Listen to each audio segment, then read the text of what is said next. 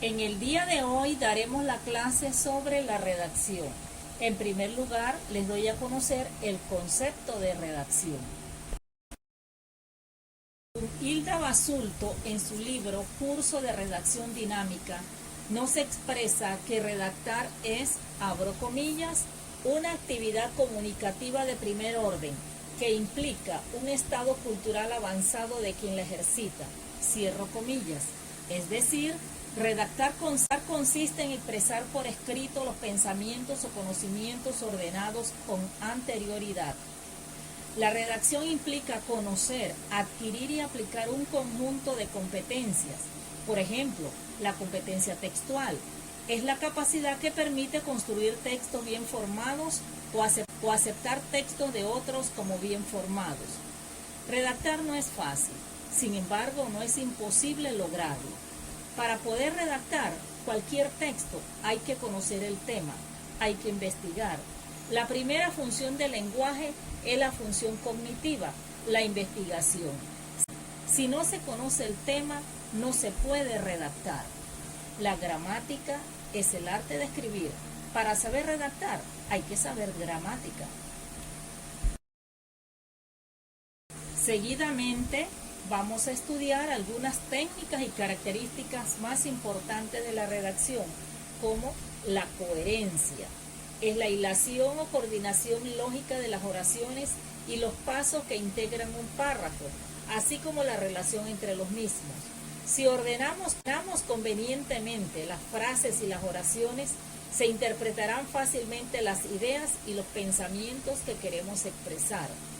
La coherencia se refiere a cómo se relaciona la idea matriz y las secundarias dentro de un mismo párrafo, es decir, mantener el orden lógico entre una idea y otra, mantener el orden directo de la oración. Por ejemplo, en la oración, los padres compraron sus libros para sus hijos en la librería. Aquí tenemos que dentro del orden de la oración hay un sujeto que es los padres. El verbo compraron. ¿Qué compraron? Los libros. ¿Para quiénes los compraron? Para sus hijos. ¿Y dónde los compraron? En la librería. La coherencia también se manifiesta a través del uso del hipérbaton, que es cuando se cambia el orden normal de la oración. Presentamos el siguiente ejemplo. Con la bandera en la mano, el soldado se lanzó a la lucha. Se ha invertido el orden de la oración y el sujeto es el soldado, soldados. Al saber esto, le damos coherencia al texto. Veamos la siguiente. Cuando llega la primavera, los campos florecen. Con el céfiro, la bandera inicia. En la segunda oración, el sujeto está al final, lo que indica que hay un hipérbaton. Y en la tercera, el sujeto está en medio de la oración, y eso debe saberlo el lector para poder interpretar un texto. Un texto es incoherente cuando solo tiene secuencias de oraciones y no hay relación alguna entre los hechos.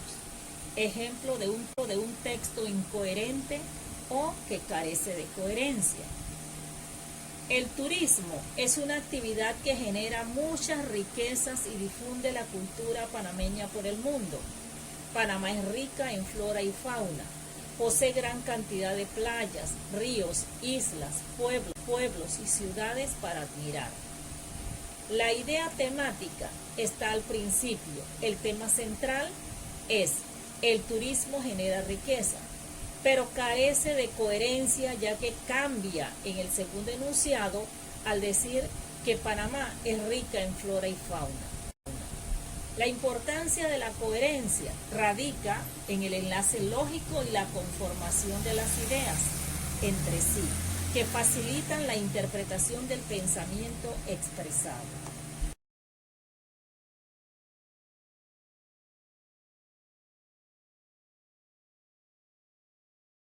En cuanto a la siguiente característica de la redacción, que es la cohesión, es la característica que nos permite vincular mediante una palabra conectiva una oración con otra, la idea del primer párrafo con la del segundo, la idea del segundo con la del tercero y así sucesivamente. Presentamos ejemplos de palabras conectivas en oraciones sencillas. Los resultados, por tanto, pueden esperar. Ahí apreciamos el marcador discursivo por tanto. Todos en efecto estuvieron de acuerdo. En efecto es el marcador discursivo. No faltaré al trabajo aunque esté enfermo. Aunque es el conector que enlaza la oración. La cohesión es un hecho observable, es decir, que la podemos ver. Debemos aumentar el léxico, es decir, el vocabulario, para no caer en la repetición léxica o de palabras y lograr la cohesión textual. Por ejemplo, en el texto, Manolo es corpulento. Sus hombros son anchos, sus brazos son largos y sus manos son grandes y fuertes. Ahí estamos repitiendo las palabras que aparecen en negrita. Si las corregimos, el texto puede quedar así. Manolo es corpulento. Tiene hombros anchos, coma, brazos largos, coma, manos grandes y fuertes. La cohesión se manifiesta a través de la sintaxis, es decir, por el significado de las palabras dentro del texto. También se manifiesta en la elipsis. La elipsis puede ser verbal, por ejemplo, unos hablaban de deporte, otros de música, Manuel era simpático, Pedro antipático, ella dijo sí, él dijo no. No es necesario repetir el verbo en la segunda oración de cada texto. Hablaban, era y dijo. Unos hablaban de deporte, otros hablaban de música. Manuel era simpático, Pedro era antipático. Ella dijo sí, él dijo no. Porque es innecesario en la segunda oración. Y en lugar del verbo hemos colocado una coma. También se manifiesta en el sujeto elíptico. Ejemplo, no comprendo por qué no se quedan en casa en época de COVID-19. Si escribo el sujeto quedaría así. Yo no comprendo por qué no se quedan en casa en época de COVID-19. En el uso de las conjunciones también se manifiesta la cohesión textual. Ejemplo, la mercancía será entregada esta semana, pero deberán cancelar las facturas. Aquí vemos la conjunción pero. Nos está indicando una adversidad. Las conjunciones dan claridad al pensamiento cuando se escribe. Hay cohesión en el empleo apropiado de las preposiciones. Ejemplo, bajo este punto de vista, lo que vivimos fue tan malo, aunque tuvimos que hacerle frente a cualquier cantidad de situaciones como choque de auto, se fue la luz, después de una fuerte lluvia, se nos comió un televisor, no podría cobrar mis quincenas, en fin, otros acontecimientos rutinarios. La preposición bajo no es la correcta, sino la preposición desde. Las preposiciones nos permiten hablar de una prosa bien articulada y organizada. También el empleo de los artículos correctamente, en la sustitución de pronombres, los correlativos y distributivos como unos, otros. Los pronombres ayudan a mantener el tema en el texto.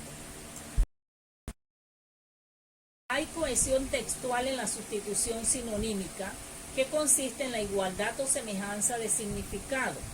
Por ejemplo, el decano intentó convencernos de que regresáramos a la universidad. Sin embargo, no pudo convencer a los estudiantes de otras facultades.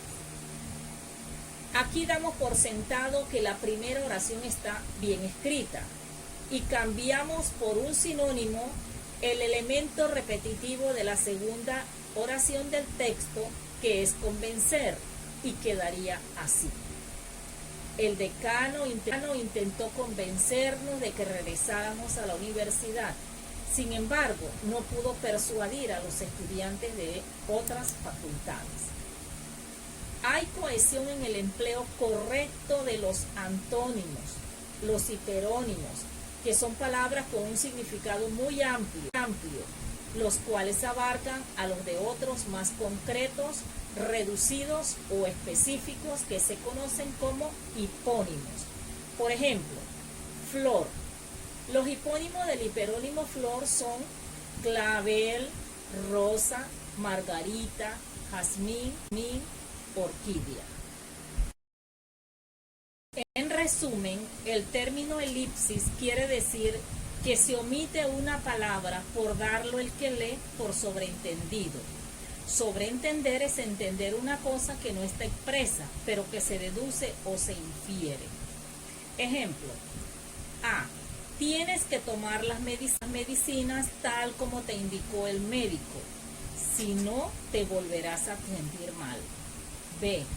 Tienes que tomar las medicinas tal como te indicó el médico, porque si no lo haces tal como te indicó el médico, te volverás a sentir mal. En B, restituimos los dos elementos elididos en la estructura superficial: la conjunción subordinante causal porque y la estructura predicativa de la oración subordinada condicional tú. Lo haces tal como te indicó el médico. Hay elementos elípticos que el oyente lector debe inferir, es decir, deducir, suponer para interpretar el enunciado. También hay ejemplos de texto que carecen de cohesión porque el texto solo tiene secuencia de oraciones. El trabajo era duro, la comida resultaba insuficiente y el trato no era correcto. Hay cohesión en el empleo de los marcadores discursivos o conectores que hacen que el texto fluya, que el texto avance, porque introducen y organizan el sentido del escrito para precisar lo que se dice. Cuando redactamos, al terminar la idea de un párrafo, se debe vincular con la siguiente mediante una palabra conectiva o palabra enlace. La coherencia y la cohesión son características de un texto bien formado. Otra característica de la redacción es la corrección gramatical, que se refiere a la concordancia que debe existir entre el sujeto y el predicado. Si el sujeto está en singular, el verbo debe estar en número singular. Por ejemplo, Pedro y Juan prefieren las clases presenciales. En este texto, el verbo debe estar en plural, porque se trata de un sujeto plural, Pedro y Juan. Hay palabras muy importantes a la hora de redactar. El verbo es la palabra más importante, motor o eje de la oración. El verbo ocupa una posición central en el análisis del texto. La corrección también se refiere a la correcta escritura de las palabras. Por ejemplo, dibujo y dibujó. Son palabras que la tilde hace que cumplan funciones distintas. En el primer caso, dibujo es un sustantivo y dibujo es un verbo que está en pretérito indefinido. Es importante observar que las oraciones las agrupamos en párrafos y que cada párrafo desarrolla un aspecto del tema general condensado en el título del texto. Un primer paso para la redacción de un texto es partir de la elaboración de un párrafo, dando particular importancia a la separación de las ideas, usando el punto y seguido.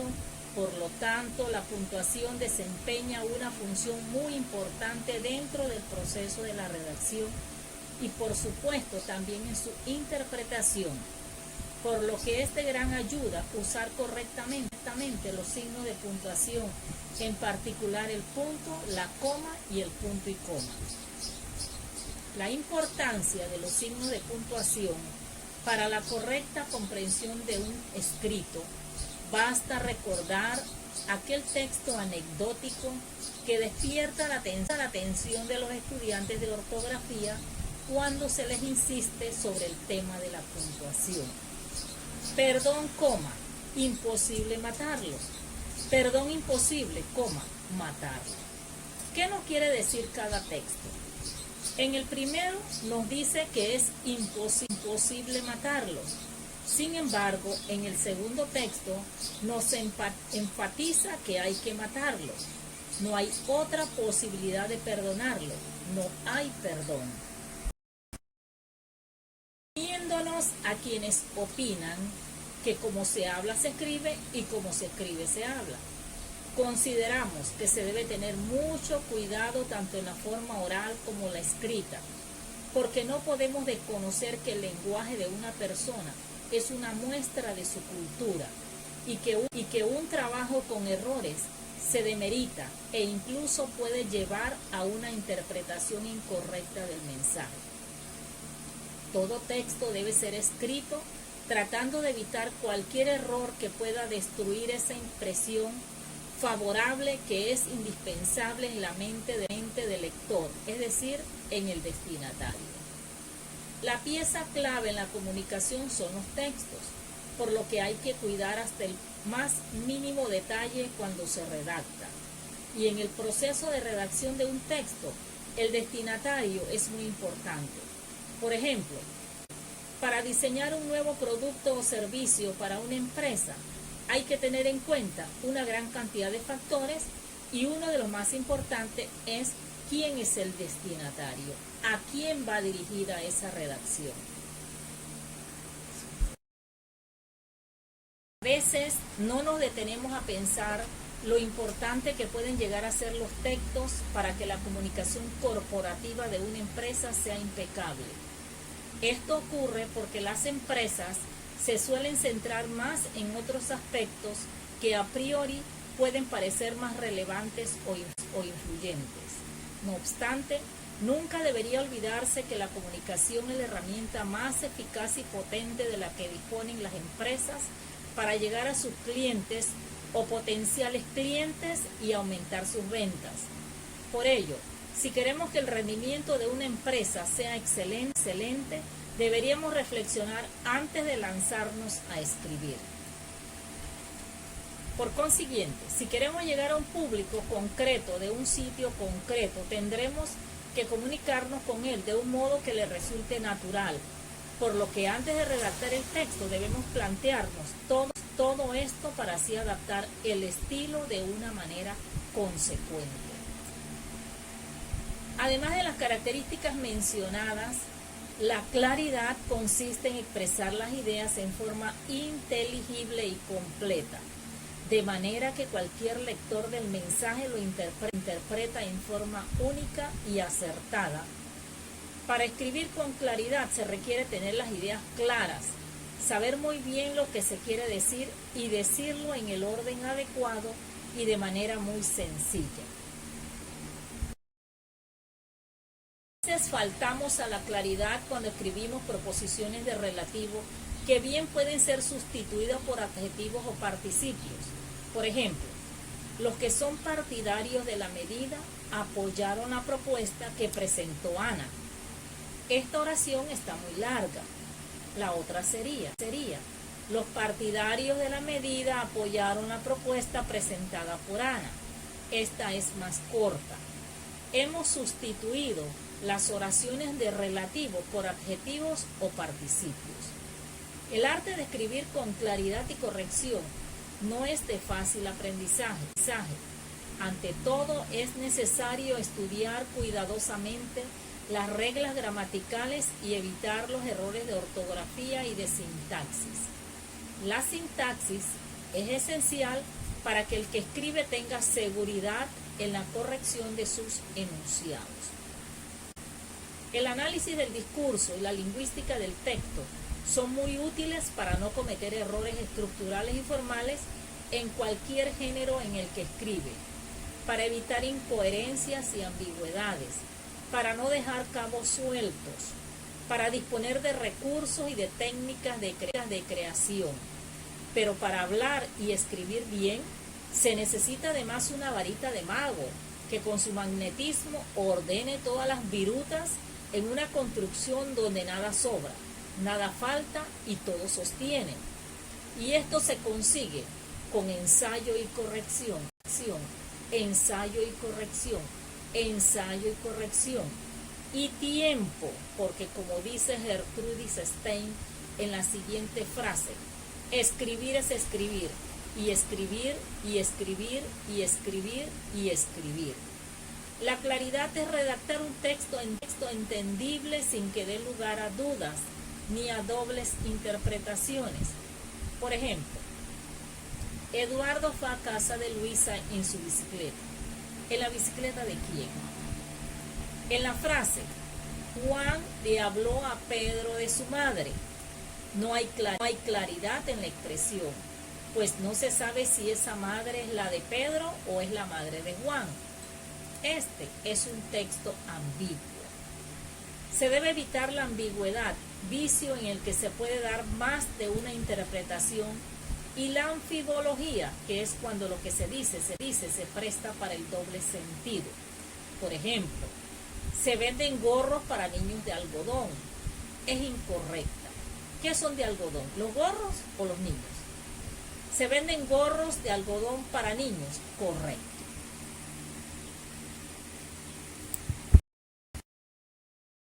Normalmente, cuando nos comunicamos, queremos ser entendidos con claridad. Esta sería la norma general, tanto en la oralidad como en la escritura. Sin embargo, en algunas ocasiones, no queremos que nuestro interlocutor conozca nuestras intenciones. Para ello, utilizamos un lenguaje ambiguo. Así, la ambigüedad de un mensaje se manifiesta cuando es posible que se entienda de varias maneras. La ambigüedad es un recurso que empleamos con alguna finalidad. Si queremos ocultar información o no comprometernos, necesitaremos emplear un lenguaje indeterminado que afirme algo pero sin claridad, que parezca una cosa y al mismo tiempo otra. Utilizamos un lenguaje ambiguo porque tenemos razones para hacerlo, las cuales pueden ser legítimas o ilegítimas. Algunas actividades o profesiones requieren de un uso ambiguo del lenguaje. Un vendedor que comercialice un producto deficiente intentará ser impreciso en sus aclaraciones al cliente y evitará dar explicaciones sobre los defectos de aquello que pretende vender, por lo que tendrá que recurrir a la ambigüedad. En otro contexto, en ocasiones los políticos se dirigen a los ciudadanos realizando promesas a sabiendas de que probablemente no podrán cumplirlas, y en consecuencia sus afirmaciones también deberán ser algo ambiguas para no ser acusados de mentirosos o de incumplir sus promesas.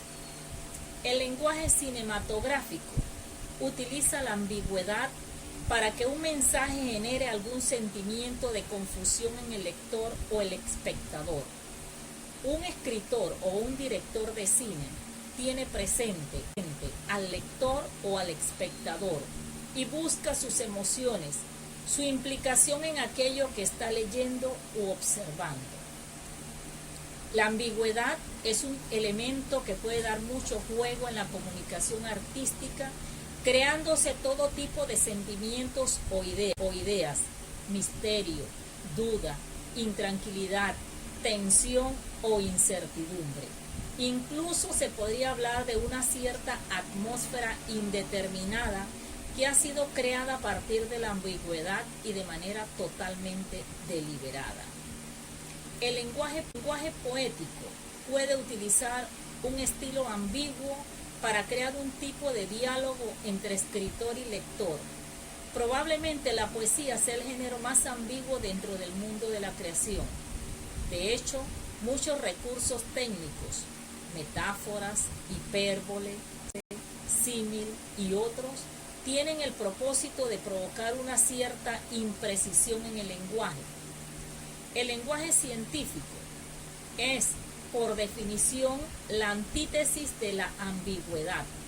Una explicación científica debe huir de cualquier vaguedad o indeterminación, y cada palabra tiene que ser objetiva, medible y concreta, evitándose cualquier posible descripción ambigua. Cada contexto comunicativo determina las posibilidades de la ambigüedad en el lenguaje. La ambigüedad lingüística se da cuando una palabra, un sintagma o una oración es susceptible de dos o más significados o interpretaciones. La ambigüedad puede ser sintáctica, estructural, semántica o pragmática. La palabra sintagma u oración se puede entender de más de una manera. En tal sentido, la ambigüedad tiene mucho que ver con la figura retórica o tropo llamado anfibología, y por otra parte con el doble sentido. Al redactar debemos preferir emplear los verbos en voz activa y no en voz pasiva para imprimirle acción a las frases. Por ejemplo, en vez de escribir "fue impulsado el turismo en nuestro país", debemos escribir se impulsó el turismo en nuestro país. Podemos hablar de la claridad como una cualidad de la comunicación escrita, que es la distinción con que percibimos las sensaciones o las ideas por medio de los sentidos, es decir, escribir con un pensamiento transparente, comprensible, directo y con los conceptos bien digeridos. La claridad es la exposición limpia, correcta, es redactar un texto entendible sin que dé lugar a dudas. Debemos redactar los mensajes en forma ágil, rápida y comprensible.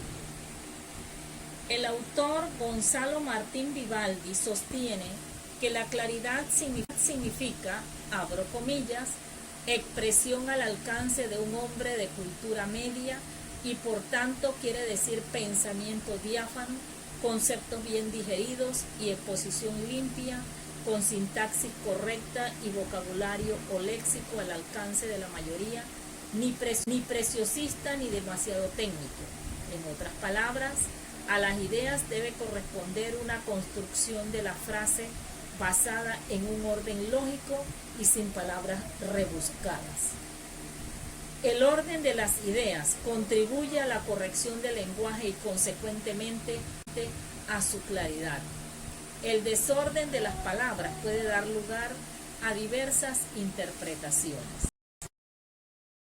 Finalmente, para desarrollar la claridad es preciso aplicar la corrección, la precisión, la propiedad y mantener la unidad y la coherencia en el escrito, es decir, que todas las cualidades se correlacionan para imprimirle claridad al texto. En cuanto a la característica de la redacción, brevedad o concisión, consiste en expresar los pensamientos, ideas y conceptos referentes al tema con el menor número de palabras y bien estructuradas, evitando expresiones tradicionales y trilladas por otras más modernas, sin que por ello se le reste claridad ni precisión respecto a su contenido. Por ejemplo, por la presente me permito enviarle. Es suficiente escribir "le envío". Me despido sin más por el momento. Es suficiente escribir "atentamente, coma". La brevedad y la concisión en la expresión de los conceptos nos obliga a emplear únicamente las palabras que sean necesarias y precisas para expresar lo que queremos comunicar. No debemos olvidar el aforismo o frase que dice: el tiempo es oro, y que el receptor espera y lee con mayor interés textos cortos y ágiles. Por ello, debemos procurar redactar frases sencillas que informen al lector de manera rápida, sin que entorpezca la claridad del texto.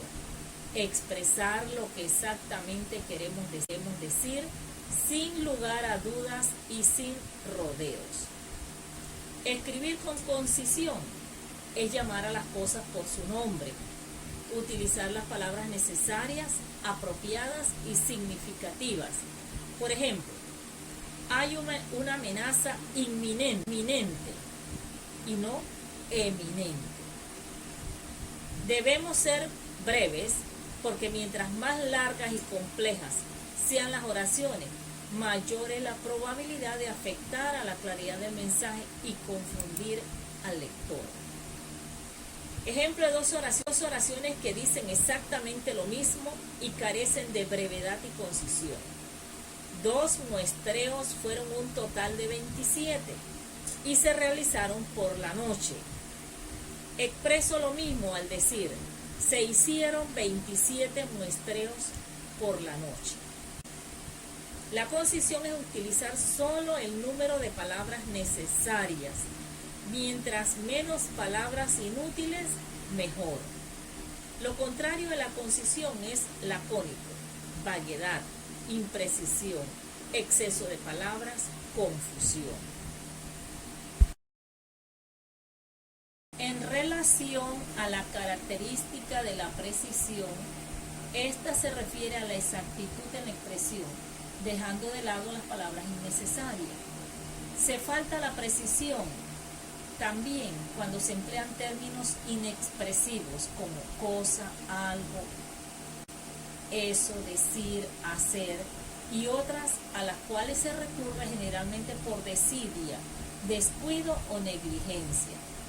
Recurren a estas imprecisiones quienes no se esfuerzan por encontrar el término apropiado.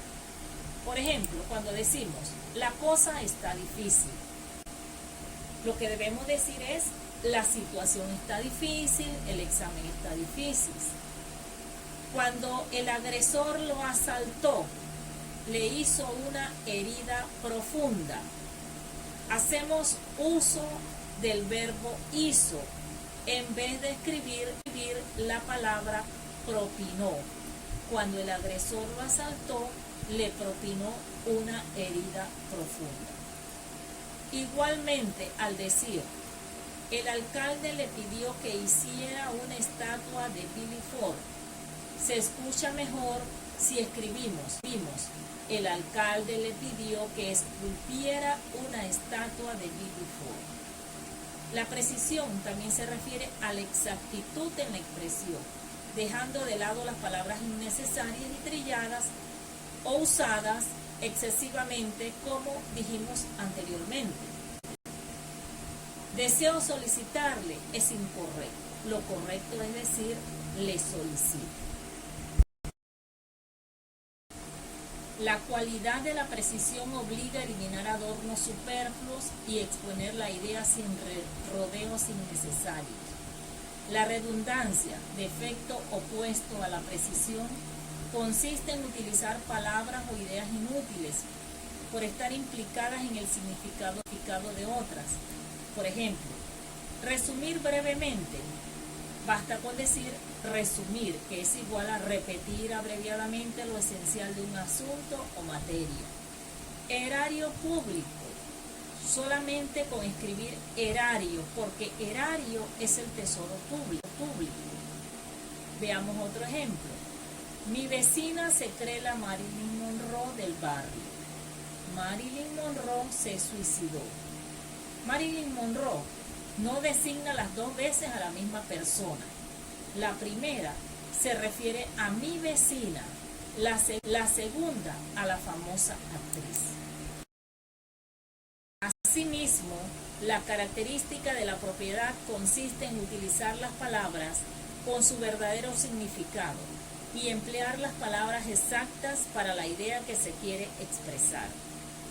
Esta característica consiste en la construcción de las frases conforme a las reglas gramaticales, la utilización correcta de las palabras, usando solamente los vocablos adecuados de acuerdo al significado, la escritura y la pronunciación que se les quiere dar a las palabras.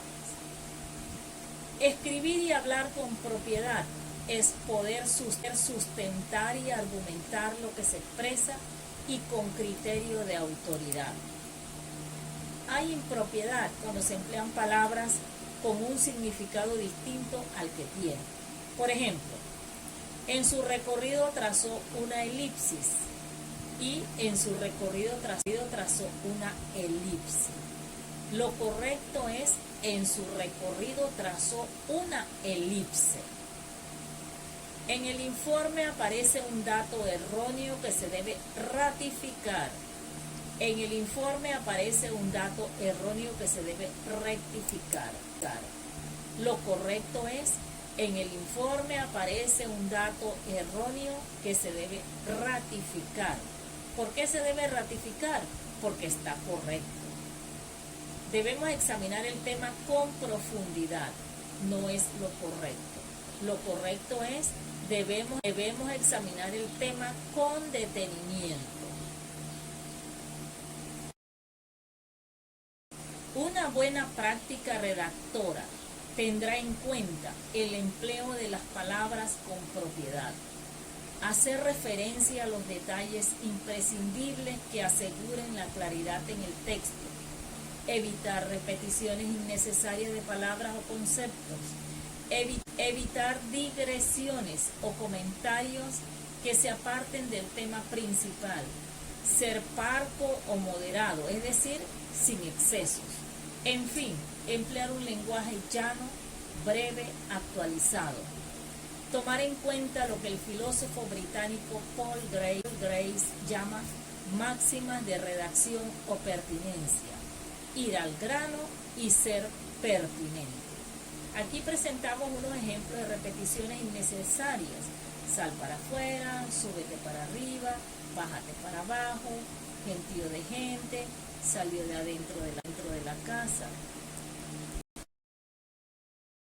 Espero que este video explicativo le ayude a enriquecer sus conocimientos tanto en la forma oral como escrita y que en su desenvolvimiento profesional usted pueda desempeñarse exitosamente. Sin más, por el momento, le atendió su facilitadora Pura Gómez de Vargas.